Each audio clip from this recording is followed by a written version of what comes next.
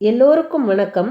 சிவகாமியின் சபதம் நாவலோட முதல் பகுதியான பரஞ்சோதி யாத்திரையில் 31வது அத்தியாயத்தை இன்னைக்கு பார்க்கலாம்.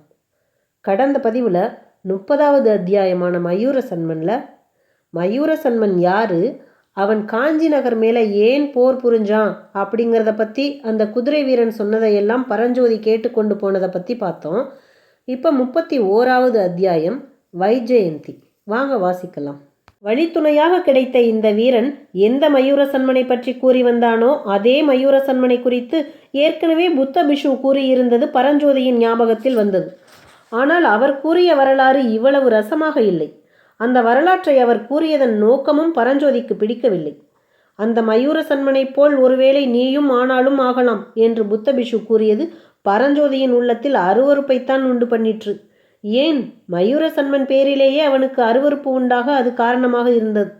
ஆனால் இப்போது மயூர சன்மன் செய்த வீரப்போரையும் உடம்பில் 36 காயங்களுடன் அவன் பல்லவ மன்னனின் முன்பு கொண்டு வந்து நிறுத்தப்பட்டதையும் அறிந்ததும் அவன் மீது பரஞ்சோதியின் மரியாதை பன்மடங்கு வளர்ந்தது. அப்பேற்பட்ட வீரன் பல்லவ மன்னனுக்கு சரணாகதி அடைய மறுத்துத்தான் இருப்பான்.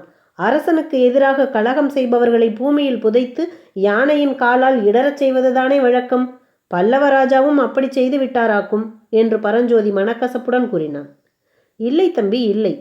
சாதாரணமாய் அங்க, வங்க, கலிங்க, காஷ்மீர, காம்போஜ தேசங்களின் ராஜாக்களாயிருந்தால் அப்படித்தான் செய்திருப்பார்கள். ஆனால் காஞ்சி பல்லவ மன்னர்களின் காரியங்கள் ஒரு தனி போக்காக இருக்கும். பல்லவ மன்னர் என்ன செய்தார்? மயூர சன்மனை மன்னித்ததோடு அவனுடைய வீரத்தை மெச்சி அவன் ஸ்தாபித்த ராஜ்யத்தை அவனுக்கே திருப்பி கொடுத்து விட்டார். அவரே நேரில் சென்று மயூர சன்மனுக்கு முடிசூட்டி விட்டு வந்தார். அப்படியா என்று பரஞ்சோதி தன் உண்மையான வியப்பை தெரிவித்துவிட்டு அதை குறித்து மயூர சன்மன் நன்றி பாராட்டினானா என்று கேட்டான். மயூர சன்மன் மட்டுமில்லை, அவன் ஸ்தாபித்த கதம்ப வம்சத்தில் பிறந்தவர்கள் எல்லோரும் சென்ற 200 வருஷத்துக்கு மேலாக பல்லவர்களுக்கு கப்பம் செலுத்தி கொண்டு நன்றியுடன் இருந்து வந்தார்கள். கிருஷ்ணை துங்கபத்திரை நதிக்கரை ஓரமாய் அவர்களுடைய ராஜ்யமும் பெருகி வந்தது. கொஞ்ச காலத்துக்கு பிறகு வைஜெயந்தி பட்டணத்தில் தங்கள் தலைநகரை ஸ்தாபித்து கொண்டார்கள். அவர்களுக்கு ஆபத்து நேர்ந்த சமயங்களில் பல்லவ மன்னர்களும் வேண்டிய உதவி புரிந்து வந்தார்கள். 20 வருஷத்துக்கு முந்தி புலிகேசியின் சிற்றப்பன் மங்களேசன் கதம்ப ராஜ்யத்தின் மீது படையெடுத்து வந்த செய்தி தெரியுமோ இல்லையோ? தெரியாதே, அது என்ன விஷயம் என்று பரஞ்சோதி ஆவலுடன் கேட்டான். ஆமாம், நீ சிறு பிள்ளை, உனக்கு எப்படி அது தெரிந்திருக்கும்? இப்போது ராட்சச ஸ்வரூபம் கொண்டு பல்லவ சாம்ராஜ்யத்தின் மீது படையெடுத்து வருகிறானே, இந்த புலிகேசியும் இவனுடைய தம்பிமார்களும் சிறு பிள்ளைகளாக இருந்தபோது இவர்களுடைய சிற்றப்பன் மங்களேசன் என்பவன் வாதாபி ராஜ்யத்தை ஆண்டு வந்தான். அவனுக்கு திடீரென்று அயல் நாடுகளை கைப்பற்றி பெரிய சக்கரவர்த்தி ஆக வேண்டுமென்ற ஆசை உண்டாயிற்று. துங்கபத்திரையை கடந்து கதம்ப ராஜ்யத்துக்குள் பிரவேசித்தான். வைஜெயந்தி நகரம் வரையில் வந்து அந்த நகரத்தை முற்றுகை போட்டுவிட்டான். அப்போது வடக்கு மண்டலத்துக்கு பல்லவ சைன்யம்தான் கதம்பராஜாவின் ஒத்தாசைக்கு சென்றது.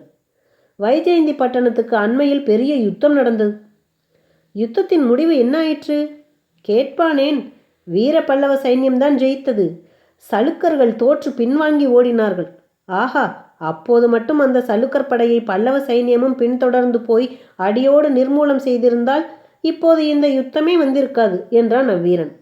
அந்த பழைய வரலாறுகளையெல்லாம் அறிந்து கொள்ளுவதில் பரஞ்சோதிக்கு ரொம்பவும் சுவாரஸ்யமாக இருந்தது. யுத்தங்களை பற்றியும் அவை நடந்த முறைகளை பற்றியும் வெற்றி தோல்விகளை பற்றியும் தெரிந்து கொள்ள அவனுக்கு மிகவும் ஆவலாயிருந்தது. நிலா இல்லாத முன்னிரவில் வழிப்பிரயாணத்தின் அலுப்பு தெரியாமல் இருப்பதற்கும் அது ஏதுவாயிற்று. தோல்வியடைந்து ஓடிய சலுக்க சைன்யத்தை பல்லவ சைன்யம் ஏன் தொடர்ந்து போகவில்லை என்று அவன் கேட்டான். அதற்கு பல காரணங்கள் உண்டு.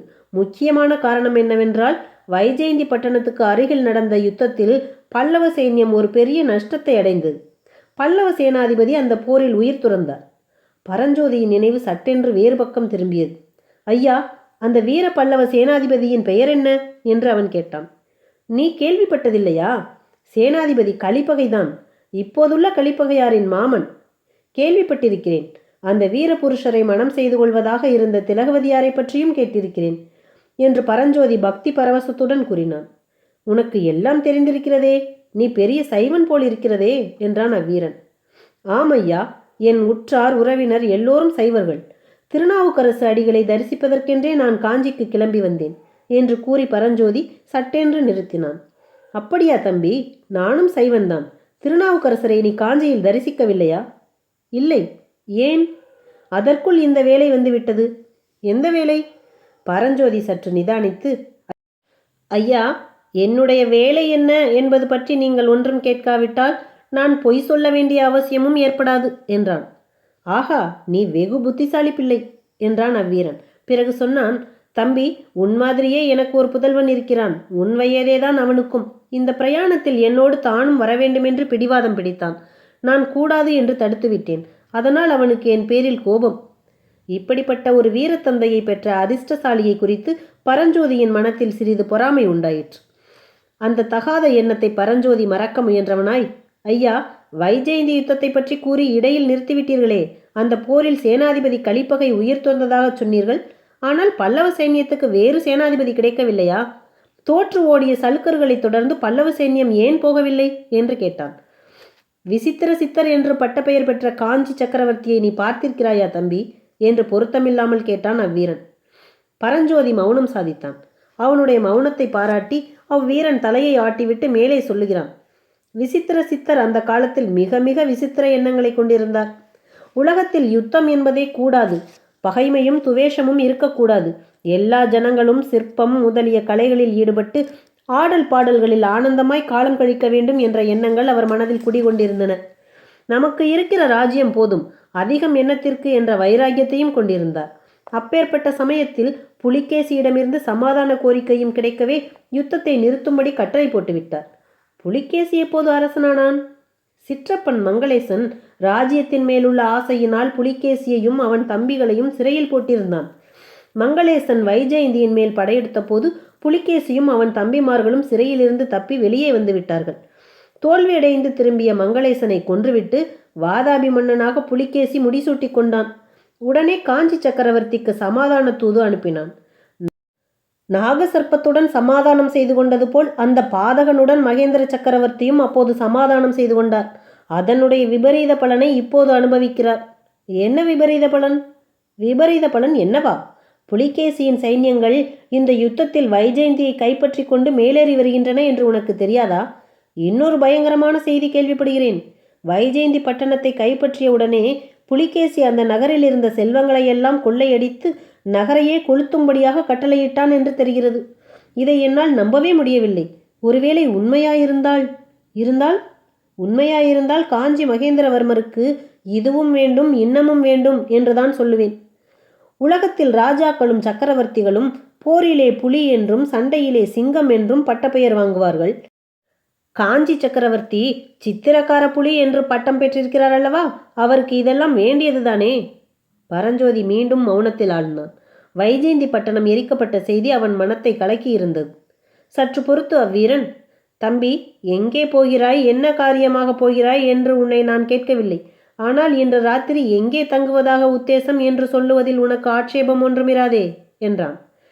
மலையை தாண்டியதும் அப்பால் ஒரு மகேந்திர விடுதி இருப்பதாக சொன்னார்கள். அதில் தங்கலாம் என்று எண்ணி இருக்கிறேன். இருட்டுவதற்கு முன்னால் மகேந்திர விடுதிக்கு போய் சேர்ந்து விடலாம் என்று நினைத்தேன். ஆ, அதோ பார் வெளிச்சத்தை. நீ சொன்ன மகேந்திர விடுதி அந்த வெளிச்சம் தெரிகிற வீடுதான். நானும் இன்றிரவு அங்கேதான் தங்கப் போகிறேன் என்றான் அவ்வீரன்.